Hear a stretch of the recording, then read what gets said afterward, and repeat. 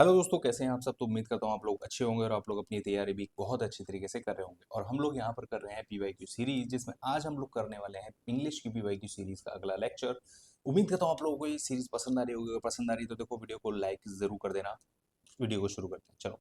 तो यहाँ पर सबसे पहले पूछा गया है कि यहाँ पर हमें बताना है कि इसमें एरर क्या है। देखो, सबसे पहले पढ़ा करो कि आखिरकार पूछा क्या जा रहा है, ठीक है। उसके बाद सॉल्व किया, क्योंकि कई बार होता है एंटोनियम होता है, सिनोनिम लगा देते हैं, कुछ का कुछ होता है तो ऐसे लगा देते हैं, तो वो चीज हो जाती है गलत, तो उससे कोई फायदा नहीं होता है। देखो, इसमें दिया गया है neither my brother nor my brother in law attended the meeting as his health is not more good. अब देखो, सिंपल सी बात है। मैं कोई लॉजिक नहीं कहता हूँ या कोई कोई मतलब मैं ये नहीं कहता हूँ कि इंग्लिश का आप लोगों को ये रूल याद होना चाहिए या वो रूल याद होना चाहिए। सिंपल सा आप पढ़ के देखो कि ना तो उसका भाई और ना ही उसका ब्रदर इन लॉ, दोनों में से किसी ने भी अटेंड नहीं की है मीटिंग, ठीक है।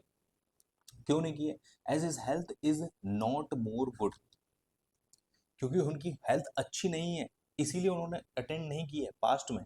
मतलब पास्ट में उन्होंने इसीलिए नहीं अटेंड की है क्योंकि उनकी हेल्थ अच्छी नहीं है। तो यहाँ पर टेंस की गलती है एक। दूसरी चीज ये है कि यहाँ पर ये मोर नहीं आएगा। कि नॉट मोर गुड क्या होता है भाई? नॉट गुड मतलब बहुत ज्यादा अच्छी नहीं है, बहुत ज्यादा खराब। तो ये दो चीजें यहाँ पर प्रॉब्लम है। तो इसीलिए आप लोगों का जो एरर होगा वो इस लाइन में होगा। क्लियर? चलो, अब आप लोगों को देखो इसमें बनाना है पैराजंबल। अब देखो, पैराजंबल बनाने के लिए मैंने आप लोगों को बहुत बार एक चीज बताई है। जो लोग इन लेक्चर्स को शुरू से इस सीरीज को फॉलो कर रहे होंगे उनको पता होगा कि देखो, मैंने हमेशा बोला है कि आप लोग ना लिंक किया करो, एक से दो लिंक बनाया करो कि आखिरकार इसका इससे लिंक बन सकता है, इसका इससे बन सकता है। सिंपल। मैं अगर पहला सेंटेंस पढ़ता हूँ तो दिया गया है kindness and empathy in a world that can B, तो ये तो बन नहीं रहा है। ब्रिंग लाइट एंड पॉजिटिविटी, हाँ ये बन रहा है मेरा कि भाई देखो, पी का ओ से बन रहा है। Kindness and empathy bring light and positivity, ठीक है। तो मैं अब देखूंगा पीओ किस में आ रहा है। देखो, एक तो पीओ इसमें आ रहा है और एक पीओ इसमें आ रहा है, तो मतलब मैं ये वाला और ये वाला तो चेक ही नहीं करूंगा, क्योंकि इनमें तो पीओ आ ही नहीं रहा है। ठीक है, सिंपल। ठीक है, अब मैं देखता हूँ आगे, देखता हूँ कि अगर मान लो मैं इसको लेकर फॉलो करता हूँ तो इसमें आगे और क्या बन सकता है। अगला दिया है इसने आर और क्यू, यानी कि harsh and challenging in a world that can B. अब ये बी पे खत्म हो गया तो सेंटेंस अधूरा रह गया, लेकिन यहाँ तो पूरा पूरा बनेगा ना, तो इसलिए ये वाला तो होगा नहीं। अब बस था एक आंसर यही हो जाएगा, और मैं इसको अगर चेक भी कर लूँ तो कर सकता हूँ कि देखो, in a world that can be harsh and challenging kindness and empathy bring light and positivity. Sentence पूरा हो गया और बन गया सिंपल। कनेक्ट द डॉट्स, ठीक है। यहाँ पर दिया गया है शी रिसीव्ड। रिसीव्ड की स्पेलिंग गलत है। रिसीव्ड की जो स्पेलिंग होती है वो होती है RECEIVED, ये होती है। बहुत बार एसएससी ने इस चीज को पूछा है, बहुत बार, कई सारी शिफ्ट में सेम चीज पूछी गई है। मतलब रिसीव्ड की स्पेलिंग ऐसी है, आप लोगों को याद रखना पड़ेगा।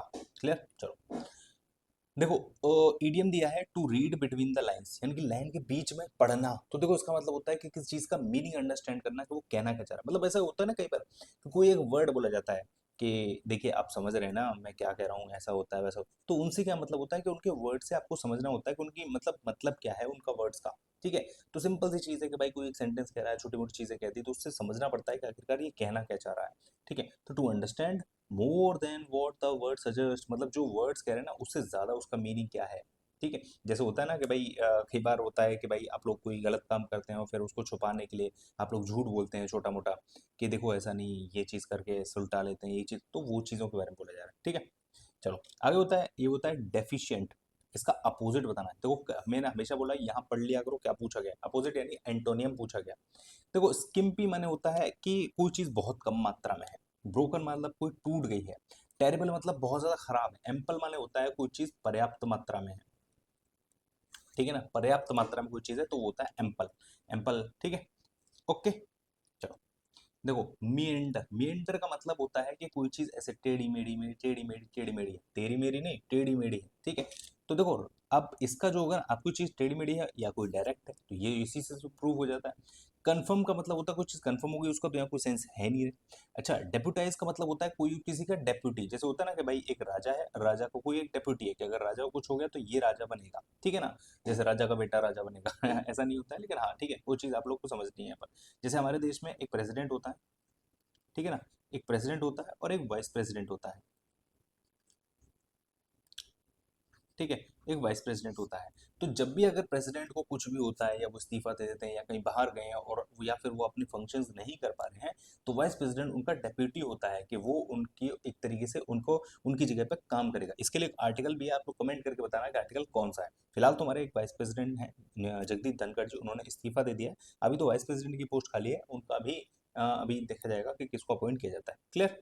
तो यहाँ पर आप लोग समझ गए। अच्छा, रैम्बल का मैं आप लोगों को होमवर्क देता हूँ, आप लोग को ढूंढ के बताना है कि आखिर इसका मतलब क्या होता है। क्लियर? उम्मीद करता हूँ और आप लोगों के मैं कमेंट का इंतजार करूंगा। ठीक, चलो अगला है in Shakespeare's the merchant of Venice, ये इनका एक प्ले है। Sherlock's convincing aimed to jeopardize Antonio's life. अब इसका एंटोनियम पूछा है। जियोपार्डी का मतलब होता है कोई चीज खतरनाक, ठीक है, खतरनाक, डेंजरस। अब इसका एंटोनियम क्या बनेगा? देखो इसका एंटोनियम तो सेफ गार्ड बनेगा, सिंपल सी चीज। रिस्क का मतलब खतरनाक, पेरेल का मतलब खतरनाक, जेब का मतलब खतरनाक, सेफ गार्ड का मतलब होता है कि भाई सेफ, तो इसका एंटोनियम बन गई, सिंपल। टू फिगुटिव्स, फिगुटिव्स मतलब होते हैं भगोड़े, मतलब जो घोपला घपला करके भाग जाते हैं ना, उनके बारे में बोला गया। उन लोगों ने मैनेज टू रिमेन फ्री, वो फ्री रहे, कैसे रहे? बाय एडेप्टली अवॉइडिंग, मतलब वो किस तरीके से रहे इस चीज के बारे में बता रहे, अवॉइडिंग, किस चीज को अवॉइड करके? डैश ऑफ द पुलिस, किस चीज को? फॉलोइंग को। देखो फॉलोइंग होता है किस चीज को फॉलो करना, जैसे ये आगे चल रहा है पीछे चल रहा है, फॉलो करना। दूसरी चीज फॉलोइंग का मतलब होता है कि जैसे मतलब एक के बाद एक उसको बोलना, तो यहाँ उसका कोई सेंस है नहीं, ठीक है। डिस्कवरी, खोज तो किसी चीज की हुई नहीं। परस्यूट होता है कि किसी के पीछे लग जाना, ठीक है ना। तो उन्होंने इस चीज को अवॉइड किया कि इस तरीके से कैसे बचा जाए पुलिस की से, ठीक है। रिप्रेशन का मतलब आप लोग नीचे कमेंट करें, जरूर बताना, आप लोगों के कमेंट का इंतजार रहेगा मुझे। चलो आगे बढ़ते हैं। देखो देखो यहाँ पर ये स्पेलिंग ही सही है। अब इसको चाहे आप लोग कैसे भी ले सकते हैं कि मतलब इसमें दिया गया है या कुछ और तरीका, आप लोग देख सकते हैं उसको, ठीक है। तो ये चीज आप लोगों को इस तरीके से याद रखनी है। ओके। अच्छा, इसका मतलब क्या होता है? देखो कंसाइंसस, इसका मतलब होता है कि कोई ईमानदार, या ईमानदारी भी कह सकते हो, ईमानदार या ईमानदारी, ठीक है। तो ये चीज होती है। क्लियर? आगे बढ़ते हैं। देखो इसमें आप लोगों से पूछा गया है कि कौन सा ग्रामेटिकली करेक्ट बनता है। देखो the programming on TV was now shown the blurring face of the inmates of the rehabilitation center। अब देखो सिंपल सी चीज है, मैं अगर यहाँ पर देखता हूँ ऑप्शन एलिमिनेट करने के लिए, द प्रोग्रामिंग, देखो सिंगुलर टेंस है, मतलब सिंगुलर है सब्जेक्ट, तो देखो यहाँ वर तो आ ही नहीं सकता, यहाँ वर आ ही नहीं सकता, दो तो ऐसे ही कट गए। अब दिया गया है कि was now showing the blood face of the image of the revelation center या फिर upon the revelation। देखो upon होता है किस चीज के ऊपर, जैसे the book is book is lying on upon the table, ठीक है। the bird is मतलब the bird is upon the tree, मतलब उसके ऊपर है कोई चीज फिजिकल फॉर्म में, तो उसके ऊपर अपॉन। लेकिन यहाँ पर बात की गई है कि कोई चीज, मतलब फैक्ट बताए जा रहे हैं, चीजें बताई जा रही हैं, उसका एक चेहरा बताया जा रहा है, एक ब्लड फेस बताया जा रहा है, तो वो आएगा ऑफ द रिहेबिलिटेशन सेंटर, ठीक है। तो इसीलिए है ये करेक्ट। बाकी ये दो क्यों गलत है वो मैंने आप लोगों को पहले ही बता दिया। चलो आगे बढ़ते हैं। देखो फिर से वही, connect the dots, it contains high level of A and D. अब देखो जब भी इट आया है, इसका मतलब कोई ना कोई पहले रहा होगा ना। भाई ये इट होता है आप लोग का प्रोनाउन, लेकिन नाउन कोई ना कोई रहा होगा, तो हम लोग पहले उसको ढूंढेंगे, ठीक है। अब देखो अगर मैं यहाँ पर देखता हूँ कि दूसरे वाले में कि कोड लीवर ऑयल इज थर्स, थर्स का मतलब होता है कि चीज का निष्कर्ष निकालने वाली चीज आ जाती है, कि जो एट लास्ट बोली जाती है कि थर्स दिस इज दिस, ठीक है। तो इसलिए ये वाला भी नहीं होगा। अगला है दिस सप्लीमेंट। अब दिस सप्लीमेंट है तो कौन सा सप्लीमेंट, कोई ना कोई रहा होगा ना, तो इसलिए ये वाला भी नहीं होगा। यानी कि आप लोगों का जो शुरू होगा ना वो डी से शुरू होगा, डी से, क्योंकि डी बचता है, सिंपल। तो यहाँ पर अगर मैं देखूंगा डी से कौन सा शुरू हो रहा है, ये हो रहा है, तो मैं इसी से लगा दूंगा। आपकी जानकारी के लिए मैं एक बार पढ़ के भी बता देता हूँ कि आपके सेंटेंस कनेक्ट हो रहे हैं या नहीं हो रहे हैं। देखो cod liver oil is a naturalization supplement. अब सप्लीमेंट की बात हुई तो सप्लीमेंट से कौन सा रिलेट कर रहा है, ये वाला, ठीक है। This supplement is made from the liver of code fish, कोई फिश होगी उससे बनाया जाता है, ठीक है। आगे देखो अब इसमें होता क्या है, it contain high level of vitamin A and D. Cod liver oil is thus, ये लास्ट के लिए होता है। यूज टू ट्रीट आर्थराइटिस, यानी घुटनों की जोड़ों की जो बीमारी होती है ना, उसके लिए यहाँ पर ये यूज किया जाता है। सिंपल। उम्मीद करता हूँ देखो आप लोगों को ये चीज समझ में आ रही होगी, और अगर कोई भी डाउट रह जाया करे ना तो आप लोग कमेंट करके पूछा करो, ठीक है। चलो a person who is train to travel in the space craft. अब देखो स्पेस में जो लोग जाते हैं उन्हें एस्ट्रोनॉट बोला जाता है, सिंपल सी चीज़ है, वो बहुत बड़ी है नहीं। ये होता है कि जब ह्यूमंस के ऊपर रिसर्च या वो होता है ना मानव विज्ञान उसके बारे में हो जाती है तो एंथ्रोपोलॉजिस्ट बोला जाता है। क्यूरेटर जो होता है ना, जो एक मतलब एक तरीके से म्यूजियम वगैरह का जो वहाँ का जो मतलब जो उन चीज़ों को संभाल के रखता है उनको बोला जाता है क्यूरेटर। अच्छा, इसके बारे में आप लोग कमेंट करके बताना, मैं आप लोगों के कमेंट का इंतजार करूंगा। ठीक है, चलो आगे बढ़ते हैं। अगला है मेरिट। मेरिट होता है कि ऐसे कहते हैं ना कि भाई हाई मेरिट, यानी कि उसके इसके बहुत हाई मेरिट्स हैं, मतलब उसके आचरण बहुत अच्छे हैं, गुण बहुत अच्छे हैं, तो उनके बारे में बोला जाता है। अब इसका बनाना हमें सुनोनियम, ठीक है ना, इसका बनाना हमें सुनोनियम। अब देखो फेटिक होता है कि जब मतलब बहुत ज्यादा थकान को हो जाती है ना कि भाई मतलब एक तरीके से बहुत थक चुका है, टायर्ड हो चुका है, उसके बारे में बोला जाता है। ठीक है। रेसिड्यू, रेसिड्यू का मतलब होता है अवशेष, मतलब कोई किसी चीज के लास्ट अवशेष बचे हुए हैं, मतलब कोई सभ्यता है उसके अवशेष बचे हुए हैं, ठीक है, या फिर किसी चीज के मतलब लास्ट कुछ मतलब चीजें बची हुई हैं, लास्ट अवशेष हैं, वो चीज है, उस चीज के बारे में बोला जाता है। ठीक है। वर्च्यू का मतलब भी होता है कि उसकी ईमानदारी, गुण, अच्छे आचरण, उनके बारे में बोला जाता है। ऑब्लिक्यू आप लोग नीचे कमेंट करके बताना। देखो मैं कुछ कुछ आप लोगों को होमवर्क दे रहा हूँ तो आप लोग कुछ ना अपनी तरीके से अपनी तरफ से मेहनत करोगे ना, हो सकता है अगले वाले सेट में आप लोगों को इन्हीं से चीजें मिल जाए और आप लोगों को जब आप लोगों को ये पता लगेगा कि हाँ ये चीज हमने पहले से की हुई है। क्लियर, आगे बढ़ते हैं। देखो जोवियल का मतलब होता है एक जॉली नेचर, मतलब खुशी, खुश मिजाज वाला।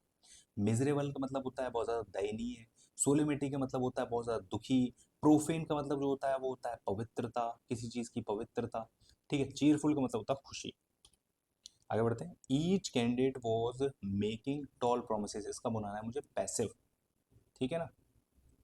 अब देखो मैं इसको ना मतलब चलो मैं इसको ना आपको बताता हूँ। देखो ये एग्जाम में आया हुआ सवाल है। अब देखो इसको अटेम्प्ट करने के लिए कैसे बताता हूँ मैं आप लोगों को। सिंपल सी चीज़ है, आप लोग समझो ध्यान से। अब मैं एक चीज़ कहता हूँ, सिंपल सी चीज़ है, अगर आप लोगों ने एक्टिव पैसिव थोड़ा सा पढ़े हैं ना तो आप लोग उसमें एक चीज़ समझते हो कि कभी भी टेंस नहीं बदलता है, मतलब टेंस नहीं बदलता है। पास्ट में तो पास्ट में रहेगा, फ्यूचर में तो फ्यूचर में रहेगा, प्रेजेंट में तो प्रेजेंट में रहेगा। अब सिंपल सी चीज़ है, मैं इसमें कहता हूँ कि मुझे ना कोई भी इसका नियम याद नहीं है कि कौन सा पहले मतलब प्रोन मतलब जो आपका ऑब्जेक्ट होता है उसका सब्जेक्ट बनता है, सब्जेक्ट का ऑब्जेक्ट बनता है, थर्ड फॉर्म, मुझे कुछ नहीं आता है। मैं सिंपल सी चारों ऑप्शंस को देखूंगा। यहाँ पर मुझे पता है कि इसका टेंस नहीं बदलता, पास्ट है तो पास्ट में ही बनेगा, यहाँ प्रेजेंट है ये नहीं बनेगा, यहाँ फ्यूचर ये नहीं बनेगा, ये प्रेजेंट है ये भी नहीं बनेगा। मैं सिंपल सा आंसर लगा दूंगा ये।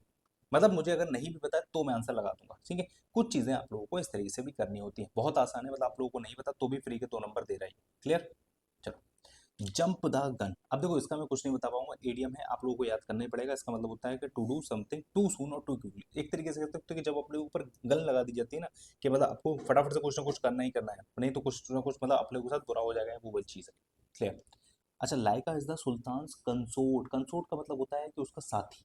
साथी का मतलब होता है पार्टनर। ठीक है। देखो अगर आप लोगों को इसका मीनिंग नहीं भी पता तो आप लोग एक चीज समझो, इन दोनों का मीनिंग ना एक ही होता है। फोई का मतलब भी दुश्मन होता है और एनिमी का मतलब भी दुश्मन होता है। तो देखो अगर इन दोनों का मतलब भी दुश्मन है तो मतलब इनमें ये दोनों तो बिल्कुल नहीं आएंगे, क्योंकि अगर दो सिनोनिम किसी चीज के दे रखे हैं तो वो तो आंसर हो ही नहीं सकता। एल्कोहलिक का मतलब भी यहाँ क्या बचता है कि भाई लाइक एज सुल्तान एल्कोहलिक, यार कोई सेंस नहीं बनता, पार्टनर ही बनेगा। क्लियर, चलो। अगला है कि Rahul thinks he is as smarter as his friends in the class. अब हमें इसमें एरर बताना है। देखो सिंपल सी चीज़ है, अगर आप लोगों को थोड़ा बहुत ज्ञान है इस चीज़ का, डिग्री का, तो देखो स्मार्टर जो है ना ये स्मार्ट की comparative degree, smart, smarter, smartest. ठीक है। तो ये होता है। अब देखो स्मार्टर यहाँ पर दिया गया है लेकिन ये कोई कंपेयर वाला तो चीज़ है ही नहीं ना, कि मतलब कंपेयर इन द सेंस कि कंपेयर वाले में फिर हम लोग एज और एज नहीं लगाते हैं। एज और एज के साथ तो हम लोग सिंपल आते हैं, as simple as good as. ठीक है। तो यहाँ पर ये चीज की गलती है कि यहाँ पर एज स्मार्ट एज आ जाएगा। क्लियर, चलो आगे बढ़ते हैं। फिर से कनेक्ट द डॉट्स। अब देखो population is expected to triple in, देखो triple in the next 50 year, connect कर रहा है डॉट, डॉट कनेक्ट कर रहा है। आप लोगों को भी ये चीज आ जाएंगी लेकिन आप लोगों को धीरे धीरे कोशिश करनी पड़ेगी। ठीक है। ओके, ठीक है। अच्छा अब देखो मैं देखता हूँ कि ओपी किस किस में आ रहा है। इसमें ओपी आ रहा है, नहीं आ रहा, ये हटा दिया मैंने। ओपी इसमें आ रहा है, ओपी इसमें आ रहा है, नहीं आ रहा, इसको हटा दिया। ओपी इसमें आ रहा है, इसमें आ रहा है। सिंपल। अब मैं इसको अगर ट्राई करता हूँ कि देखो, सॉरी ये तो नहीं आ रहा, इसमें आ रहा है, तो ओपी के बाद क्यू आ रहा है। क्या क्यू आ सकता है? Population is expected to triple in the next 50 years among the world's populous country. ठीक है। इसके हिसाब से यहाँ पर सेंटेंस खत्म हो जाता है। अच्छा पीछे का हम लोग देख लेते हैं। अच्छा ये सॉरी ये वाला नहीं, ये वाला है आर और S. Population shrinkage in that period, कौन सा पीरियड भाई? In that period where as many rich countries will see. अब देखो सिंपल सी बात है, इसका पता तो चला ही नहीं कि भाई ये कोई पीरियड था, लेकिन कौन सा था पता ही नहीं चला। तो इसलिए ये वाला भी नहीं होगा। अब इसको बना के देखते हैं। क्यू से शुरू कर रहा है ये, देखो among the world's poorest countries population is expected to triple in the next 50 years. ठीक है, उसके बाद where as many rich countries will see population shrinking in that period. कौन से पीरियड? 50 साल वाले पीरियड में। ठीक है, तो इसलिए आप लोगों का जो आंसर होगा वो ये आ जाएगा। अगला है the car was repaired by the mechanic. ये इसका एक्टिव बनाना है आपको। ठीक है, सिंपल सी चीज़ है, वही चीज़ फॉलो करो जो मैंने अभी आप लोगों को बताई थी। देखो अगर आप लोगों को इसका नहीं भी बताया तो भी आप लोग वैसे ही कर सकते हो। देखो ये रिपेयर्स दे रहा है, यानी कि ये प्रेजेंट में आ गया, हैज़ आ गया, हैज़ और थर्ड फॉर्म आ गया, लेकिन ये तो मतलब पास्ट परफेक्ट में तो है ही नहीं ना, ये तो पास्ट में है। ठीक है ना, इज प्रेजेंट आ गया, यहाँ पर रिपेयर्ड है तो यही आंसर आएगा, सिंपल। और देखो ये एक आप लोग इसको स्क्रीनशॉट ले लो, चाहे आप लोग इसको याद करो, लेकिन ये एक आप लोगों को फॉर्म याद कर लेनी है, सिंपल सी चीज़ है। क्लियर? चलो आगे बढ़ते हैं। अगला क्वेश्चन है, इसमें दिया है देखो apprehensions may not reveal the man, so you should not make dash about a man's character based on how he। तो इसके बारे में देखो एक्सेंट बनाओगे नहीं आप, डेरिवेशन कोई मतलब नहीं, डेफिशिएंट मतलब कमी किसी, अजम्पशन होगा ना। देखो apprehensions may not reveal the man, मतलब जो आप खबर वगैरह कह सकते हो कि उसके आधार पर वो किसी आदमी को रिवील नहीं करती हैं, कि मतलब so you should not make, मतलब कि आप उसके बारे में कोई चीज़ की अजम्पशन ना बना लो, कि धारणाएं ना बना लो कि आदमी ऐसा है वैसा है, ये चीज़ है वो चीज़ है। ठीक है, on on how he dash, how he looks. Jitter मतलब होता है कि एक तरीके से झगड़ा फसाद वाली चीज़ है, शोज की चीज़ को दिखाना, एडमिट्स को कोई सेंस नहीं बनता है पर। पीपल स्माइल एंड स्माइल, मतलब लोग खुश रहते हैं, येट प्रूव्ड टू बी, लेकिन ये प्रूव्ड होता है कि वो जरूरी नहीं है कि खुश हों। ठीक है, एस्केटिक खुशी, ये भी खुशी है, ये भी खुशी है, ये भी खुशी है। ग्रम्पी मतलब होता है कि दुखी। ठीक है, तो यानी कि पीपल स्माइल एंड स्माइल मतलब वो खुश होते हैं, लेकिन येट प्रूव टू बी, ये प्रूव हो चुका है कि वो ग्रम्पी रहते हैं अंदर से। होता है ना कि भाई इंसान बाहर से बहुत खुश रहता है पर अंदर से दुखी होता है। ठीक है, वो वाली चीज़ है। ऑन द अदर हैंड, यानी कि दूसरे पहलू ये है कि people with rough exterior prove to be, मतलब जो रफ एक्सटीरियर वाले होते हैं वो बहुत ज़्यादा काइंडेस्ट होते हैं।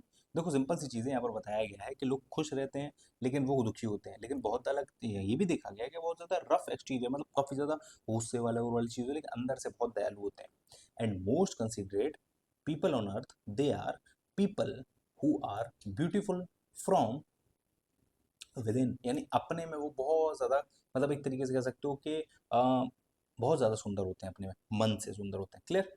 तो देखो, तो ये था आप लोगों का आज का इम्पोर्टेंट लेक्चर, जिसमें मैंने कराया आप लोगों को एक और पीवाईक्यू सीरीज का यहाँ पर क्वेश्चंस। उम्मीद करता हूँ यह वीडियो आप लोगों को पसंद आया होगा, अगर पसंद आया तो वीडियो को लाइक ज़रूर करना, चैनल को सब्सक्राइब जरूर करना अगर आप लोग नए आए हैं, और जो क्वेश्चंस दिए हैं उनके कमेंट में आंसर जरूर देना। Thanks so much for watching, मिलते हैं नेक्स्ट वीडियो में।